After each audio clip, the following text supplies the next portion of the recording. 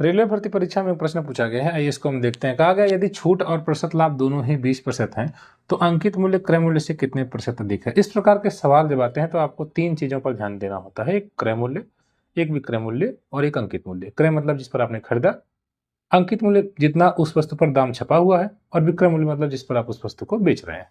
तो क्रय मूल्य, विक्रय मूल्य और अंकित मूल्य, तीन चीजों को आपको समझ के चलना है।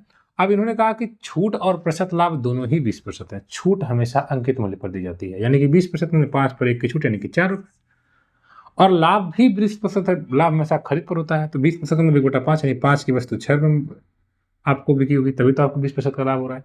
अब कह रहा है आप बताइए कि अंकित मूल्य जो है, ये अंकित मूल्य क्रय मूल्य से कितना अधिक है। तो पहले आप इसको 1 कर लीजिए, इनको तो इसमें 3 से गुणा कर दीजिए और इसमें 2 से कर दीजिए, बराबर करने के लिए, चूंकि विक्रय मूल्य दोनों में बराबर होना चाहिए।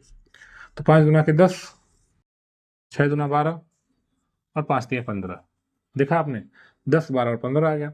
अब आपसे पूछा गया है कि बताओ अंकित मूल्य यानी कि 15, क्रय मूल्य यानी कि 10 से कितना अधिक है। तो 5 अधिक है, किससे? क्रय मूल्य से 10 पर। तो 100 पर कितना प्रतिशत में पूछा गया है।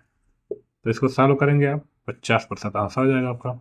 तो आपने देखा कि कितने बेहतर तरीके से आपने और आसानी से सवाल को लगा लिया। अगर आप रेलवे की तैयारी करते हैं तो इस चैनल को सब्सक्राइब करें। साथ ही साथ अगर इसमें अभी इतना में आपको समझ में नहीं आया है तो और डिटेल से मैंने लॉन्ग वीडियो में बनाया है, इसी के नीचे डिस्क्रिप्शन में लिंक दिया हुआ है, आप उसको क्लिक करके पूरा बेहतर कॉन्सेप्ट को बेहतर तरीके से आप समझ लें, ताकि इस प्रकार के डाउट्स आपको कोई न रहे। प्रश्न ऐसे अक्सर पूछे जाते हैं। धन्यवाद।